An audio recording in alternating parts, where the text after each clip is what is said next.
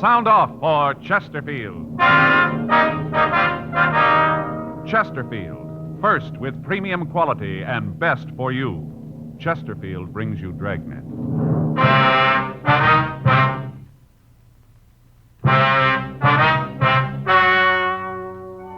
Ladies and gentlemen, the story you're about to hear is true. The names have been changed to protect the innocent.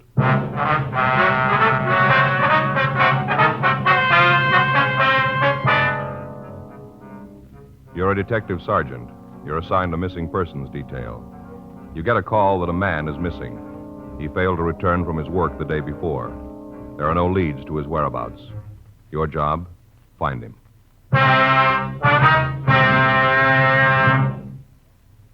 Here is Chesterfield's record with smokers, and important to you. No adverse effects to the nose, throat, and sinuses from smoking Chesterfield. That's the report of a doctor who has been examining a group of Chesterfield smokers for a full year and 2 months as a part of a program supervised by a responsible independent research laboratory. Don't you want to try a cigarette with a record like this? Chesterfield, first with premium quality. Chesterfield, first choice of young America. And that's from a survey made in 274 colleges and universities. Try Chesterfields today. Chesterfield, regular or king size. They're much milder and best for you.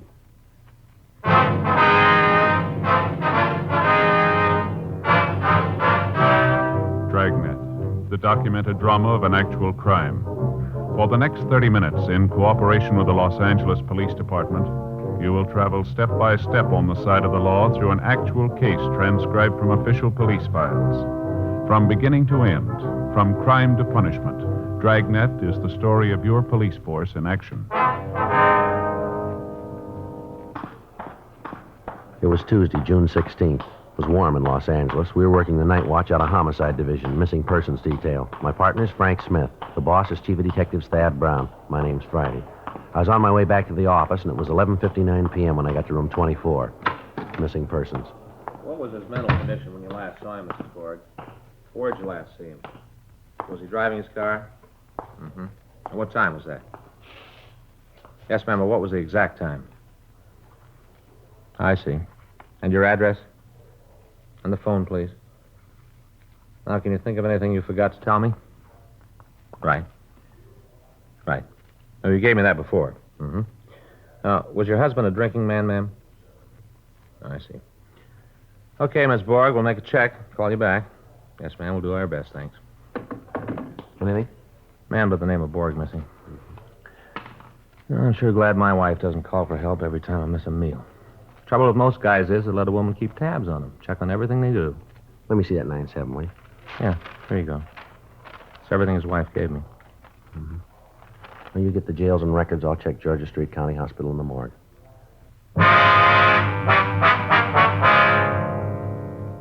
Looked like a routine investigation. Lots of things can keep a man from getting home.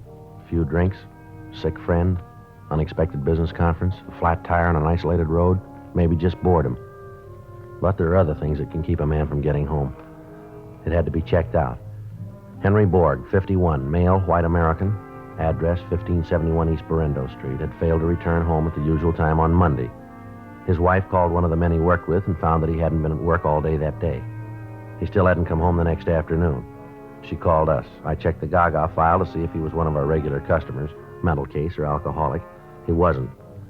Frank and I checked the jails, the hospitals, and the morgue. They had no record of him there. No John Does fitting his description. And Borg had no criminal record. We could assume that he was at least alive. Frank called Mrs. Borg back, told her not to worry, and asked her to call us immediately if she heard from her husband. Wednesday, 3:10 p.m., still no word of Henry Borg. The day watch had made another check of the jails, the hospitals, and the morgue.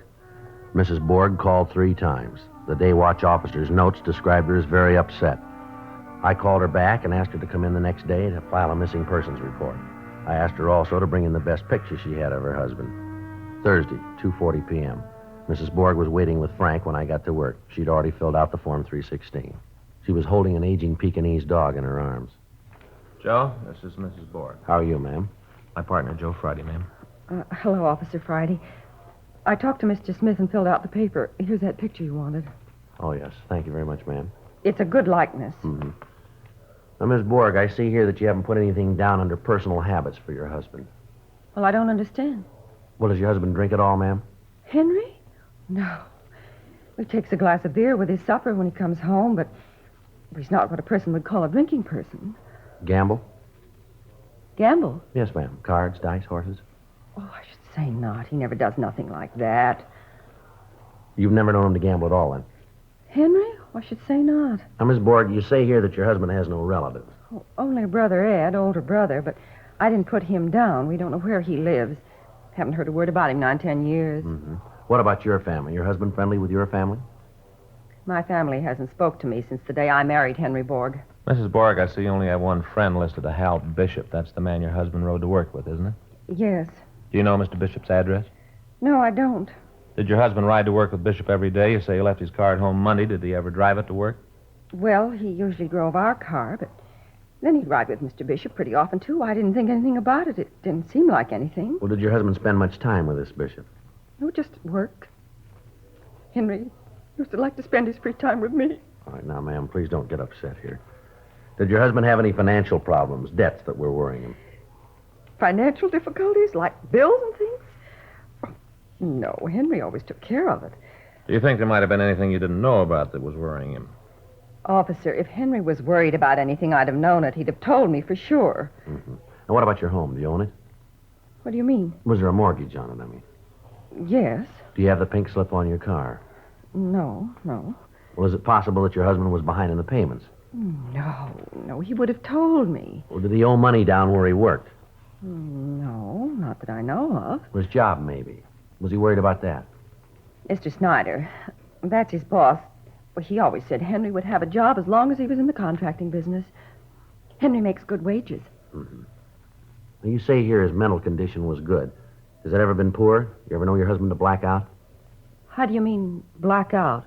Well, has he ever suffered from lapse of memory? Is there any history of epilepsy in his family? History of epilepsy? Oh, no, not Henry. Why, he's a healthy man. He hasn't had a sick day. Now, Miss Borg, have you and your husband been getting along lately? What do you mean by a thing like that, officer? You think Henry and I had a fight, and that's why he left. Is that what you think? No, ma'am. We don't think anything here, but these are the things we have to check out. Well, it's a waste of time. Don't you think I'd have already told you that? If Henry and I'd had a fight, I'd have told you first off. It's the first thing I'd have said. Yes, ma'am. Something's happened to my husband, officer. I just know it. Something's happened to him. Did you and your husband go out together much, ma'am? Well, one night last month we went to the Coconut Grove, there in the Ambassador Hotel, and we used to go up the movies pretty regular. Was he in the habit of leaving the house at night alone? No, just when he went out with Francine. Francine? Yes, our Pekingese here.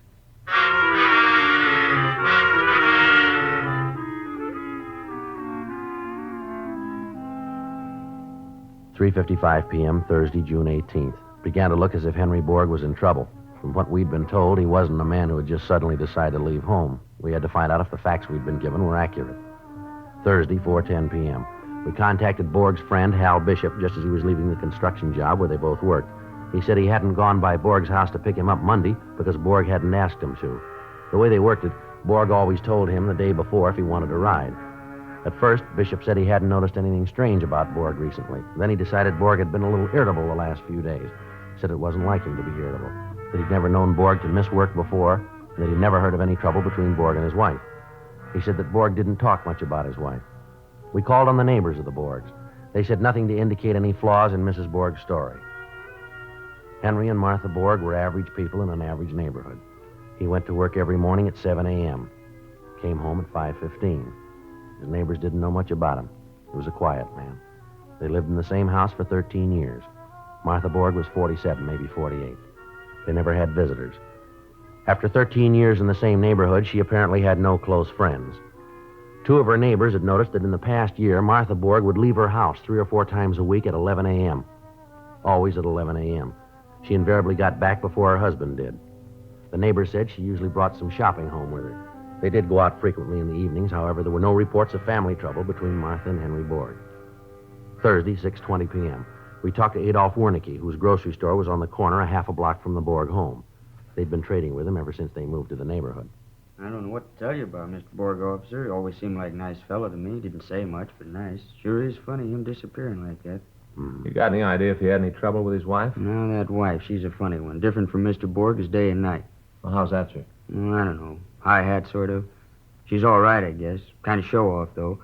Kind of person who dresses up when she goes shopping around the corner. Likes to buy fancy groceries, stuff I never get calls for. Like those anchovies up there on the shelf. Now, I'll bet you I won't sell 2 cans of them in a year, but Mrs. Borg comes in and she'll buy them. Now, Mr. Borg, he don't like that kind of stuff at all. Told me so himself. Yes, sir, but how'd they get along? Do you ever say anything about his wife? I'll tell you the truth, officer, I don't know. As far as a man and his wife arguing, I don't pry. Hurts business. Come to think of it, he did say one thing. That was a long time ago, about 2 or 3 months ago, maybe more. What was that? What'd he say? Well, he came in here, just about like this time it was. Didn't buy anything, just kind of hung around. Remember, he seemed out of sorts. I asked him if he was feeling all right. He said he was. Just felt like he had to get away from the house. Now, that'll happen to a man. Just feel like you got to get away for a while. You know what I mean, officer. No, sir, I'm not married.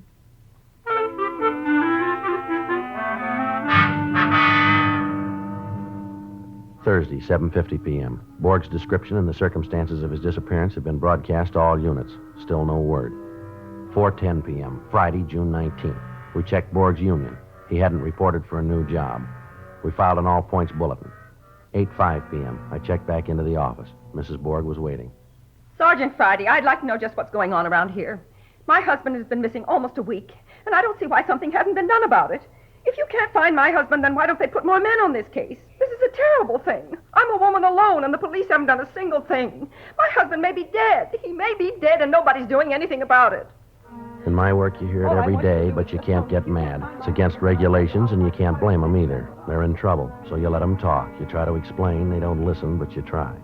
Well, we're doing all we can, ma'am. They're always talking these days about giving policemen more money. It seems to me there are certain policemen who aren't even earning the money they get right now. Yes, ma'am. What are you doing for my husband? Miss Borg, here's the file on it.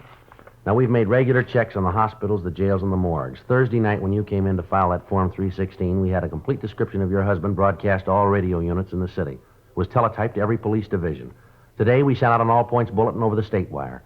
Every police department, sheriff's office, and highway patrol unit in the state knows that your husband is missing. Here, you can see the bulletin right here, ma'am. Now, in these cases, ma'am, we start with nothing. We don't know where they've gone or why they've gone. Most of them turn up by themselves. Some of them don't. We do everything we can to find the ones that don't. Miss Borg, there are 4,000 police officers in this city looking for your husband.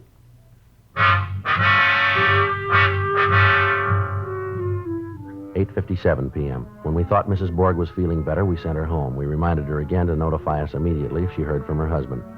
9:10 p.m. The desk at Central called and told us that they'd picked up a John Doe. From what they said, he apparently was suffering from amnesia. While I went down to Homicide to check out some reports, Frank went over to Central to see the man they picked up.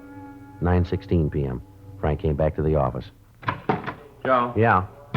Just checked out that John Doe at Central. Anything on him? Yeah, it's Henry Borg.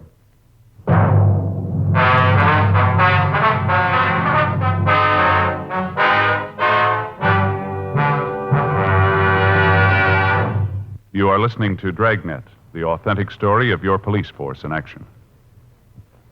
Years ahead of them all. Chesterfield is years ahead of all cigarettes. Chesterfield quality is highest. Here's the proof. Recent chemical analyses give an index of good quality for the country's 6 leading cigarette brands. The index of good quality table, which is a ratio of high sugar to low nicotine, shows Chesterfield quality highest. Chesterfield quality highest. 15% higher than its nearest competitor. Chesterfield quality highest. 31% higher than the average of the 5 other leading brands. Don't you want to try a cigarette with a record like this? Chesterfield, first with premium quality and best for you. Try Chesterfield today, regular or king size.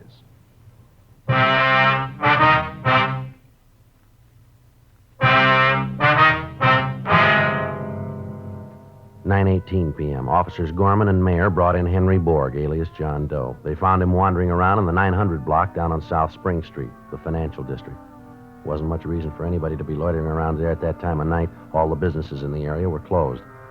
The officers investigated. When they questioned the suspect, he would not or could not reply. They took him to Central Division, where the watch commander, Lieutenant Hale, had him shaken down. His wallet was missing. No papers, no identification. In his pockets, the officers found 8 cents, a key ring, and several keys. No cigarettes, no matches. He was dressed in a good quality worsted suit, very rumpled. No tie, no hat. Gorman and Mayer had rolled his prints at the city hall and sent them to Leighton Prints for classification. During this time, no one let him know that we had any idea who he was. The two officers that had picked him up stood by. Frank and I walked over to where he was sitting. Do you know who you are? Feel sick? Been drinking, maybe?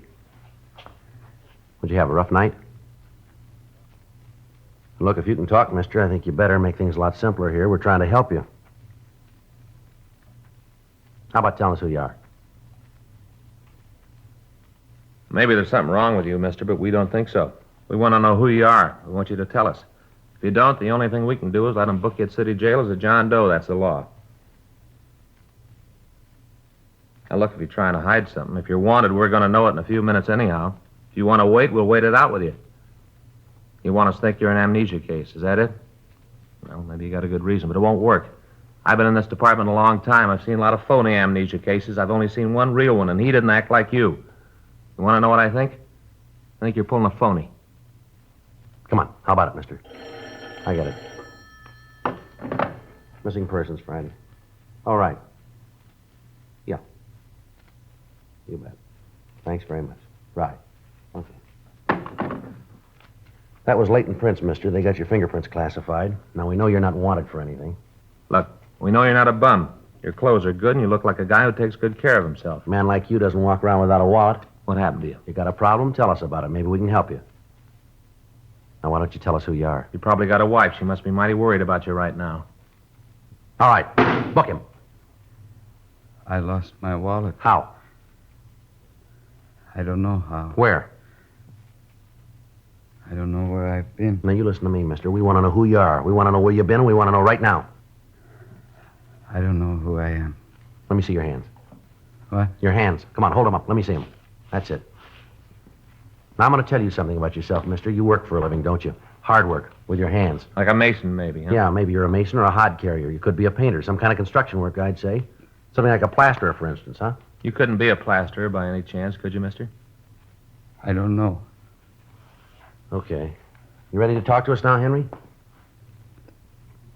I wasn't trying to fool you. I was only trying to fool myself. Now, we've been looking for you since Tuesday, Borg. Your wife's pretty worried. I'm not going back. No matter what you do, I'm not going back. We're not going to make you go back. That's up to you, Borg. All they pay us for, mister, is to find you, to make sure you're okay. None of our business if you go back. I'm not going back. All right, now, look, you're pretty upset, Borg. Why don't you tell us about it? It's crazy. It's crazy what I did. It doesn't make any sense.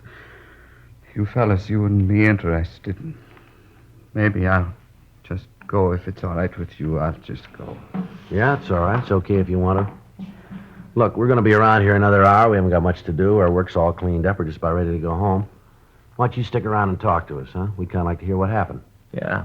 Just might help you clear things up in your mind if you talked about it. Oh, it's crazy. I know it's crazy, but I guess I do want to tell somebody about it. How about a cigarette? Will that help? Yeah. Here, I'll give you a match.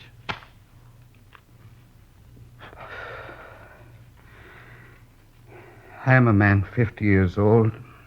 I work hard. I learned my trade as a boy of 16. I've been at it ever since. My wife and me, we got a new car. We got our own home, almost paid for. A man my age, when he gets home nights, he wants to take it easy. Read the paper, watch the television. Bought a $400 TV, 21-inch screen. Yeah. You want to know what happens when I get home? She wants to go out. It don't make any difference how tired I am. It don't make any difference if I've been working hard all day. She wants to go out. Do you know what that's like? Well, it doesn't sound like the reason a man would leave home, boy. I don't mind it once in a while, if it was just once in a while, but she's after me every minute I'm home. Here for the last few years, it's been every night. I don't know what's come over her. She didn't used to be like that. Martha used to be a sensible woman. Now she acts silly like a young girl. She's different. Goes in for fancy clothes, all kinds of fancy food, even anchovies, and I don't like anchovies. Last month, I swear, she even made me take her down to the Ambassador Hotel. Imagine me at the Ambassador Hotel. All I ever hear from her is we've just got a few years left to have our fling. I don't want any fling. I'm a plasterer. That's hard work. I get home, I want to rest. It isn't like I cared if she goes out. She goes to the movies almost every day. Goes before noon, she tells me, before the prices go up. I don't care about the money. I want her to have a good time, the clothes, the things like that. I don't care. I love my wife. I guess you think I'm crazy after what I did, but I love my wife. I see, sir. And that dog, that Francine, what kind of a name is that for a dog? You ought to hear her talk to it like it was a person. How long you had the dog, Borg? I don't know. 2, 3 years. Well, the reason I ask, it seems funny that you just decided to leave home last Monday. Dog's been around 2 or 3 years. The ambassador thing was last month, you said. Well, what did it? It was the lessons. Lessons? The dancing lessons. What? But there's this social club up around Pico and Figueroa. People go there to dance. People our age, she says. Only I can't dance. That's when she gets this idea I gotta take dancing lessons. Did you ever hear of anything like that? A man my age has got to take dancing lessons? That's when you left. It was Sunday afternoon when she got this idea. She kept picking at me all afternoon. It really got me. I thought about it all night. I couldn't sleep. Monday morning, I just didn't go to work. I got drunk instead. Got sick, too. Just couldn't think of anything else to do. I guess you know the rest. I lost my tie, my wallet, lost my hat, too. And they picked me up. I was just kind of wandering around when they picked me up. Seems like a shame when a man can't even go home. Mm-hmm. You sure you don't want to go home now, Borg? Maybe if you talk things over with your wife. No, it wouldn't do any good. Nothing I could say to her would do any good. I can't go home. Well, it sure has been interesting hearing you talk, Mr. Borg. It's almost like hearing somebody tell about me, remember, Joe? Yeah. You had something like this? Had it. With me, it was canasta, though. I hate cards, a waste of time. Yeah, I sure thought it was the end for me and Fay. Remember, Joe? But it wasn't? No, for a while there, it sure looked like I was going to lose my happy home. Guess I would have, too, but I talked turkey to her. You know what I mean, Borg? No. What do you mean? Talk turkey to him. Make him understand. You let a woman push you around, Borg, you're dead. Well, with Martha... Look, they're all the same. I sat her right down on the sofa, and I said, now, look, Fay. And I told her what the score was. She took it, too. It's the only way to do. You try what I say, Borg. You'll see I'm right. I can just see Martha if I ever tried to put my foot down. That's what I thought. I was all set to give it up. Move in with Joe here, right, Joe? Yeah. Then I figured I might as well at least get a load off my chest. Once I got started, I lost my temper. You know, it's a funny thing. Fay's always thought more of me since then. You ask her. She'll tell you so herself. Says she respects a man who'll stand up for his own rights. Right, Joe? Yeah. I don't know. With me, I don't think it would work. Sure it can. Now, Borg, you listen to me. You tell her you're a working man. Tell her when you get through work, you want to take it easy, and nobody's going to run you. Set her straight, Borg. Get tough if you have to. She won't give you any trouble after that. I just don't know. Martha... Won't do any harm to try it. I'd like to see Martha's face just once if I even told her to shut up. I wouldn't want her to have anything handy to throw. Borg, look, it's 12:10. We got to be getting home now. You take my advice. You go home, too. Have a talk with her. See if you can't work it out. No, Sergeant. Thanks a lot, but I can't go home. Well, like I told you, it's none of our business, but I think you ought to try it. Well... Here. Well, look, you're going to need car fare. Here's $1. You take this and go on home. That'll get you there. Well, okay. You'll get this back, Sergeant. I'll pay it back to you. I guess maybe you're right. Can't hurt anything to try it. That's the stuff. Thank you a lot. I didn't mean to put you fellas out this way. Good luck to you, Borg. You'll see, it'll work. Maybe it'll work. Well... But I don't know. Martha... I'll get out a cancellation, Joe. That should wrap it up, huh? Yeah, What time did you say it was? it's 12:10. Yeah. Well, Joe, I better make a phone call first. This time of night? Why? What's the matter? I just remembered I told Faye I'd call her.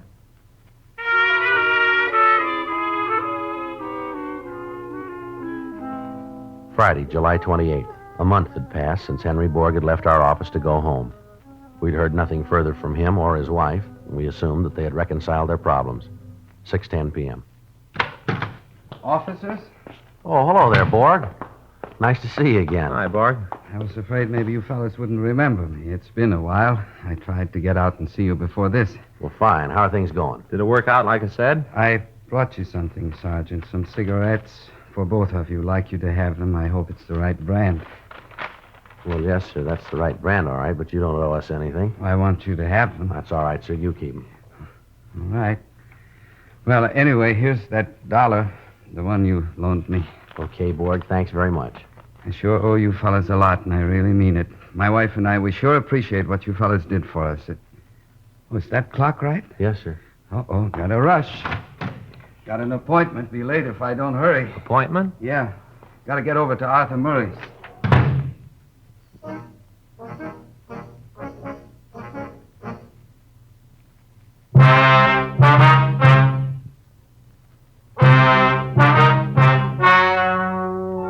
The story you have just heard is true.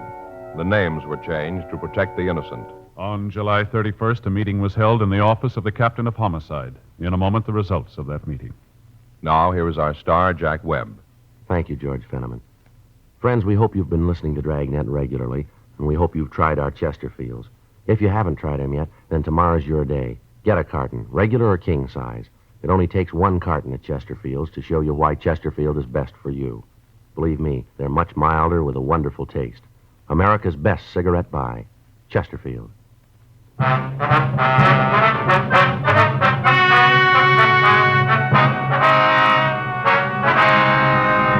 Since the subject, Henry George Borg, had committed no crime, he was not held, and the case was officially marked closed.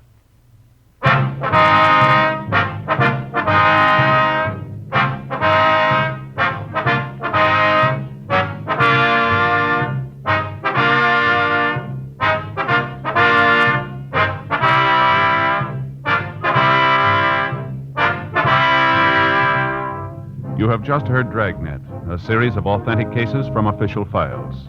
Technical advice comes from the Office of Chief of Police W.H. Parker, Los Angeles Police Department. Technical advisors Captain Jack Donahoe, Sergeant Marty Wynn, Sergeant Vance Brasher. Heard tonight were Ben Alexander, Vic Perrin, Irene Tedrow. Script by Paul Coates. Music by Walter Schumann.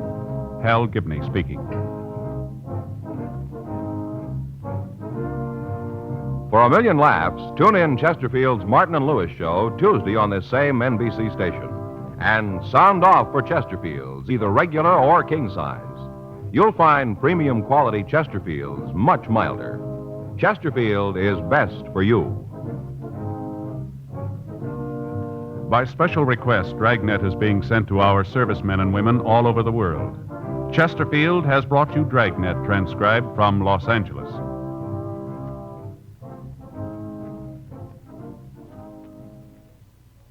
Have you tried new cork-tipped Fatima? It's the smooth smoke. Here's why. New Fatima tips of perfect cork, king size for longer filtering, and Fatima quality for a much better flavor and aroma. Remember, Fatima has the tip for your lips. Try new Fatima. See how smooth it is. Fatima is made by the makers of Chesterfield, Liggett and Myers, one of tobacco's most respected names.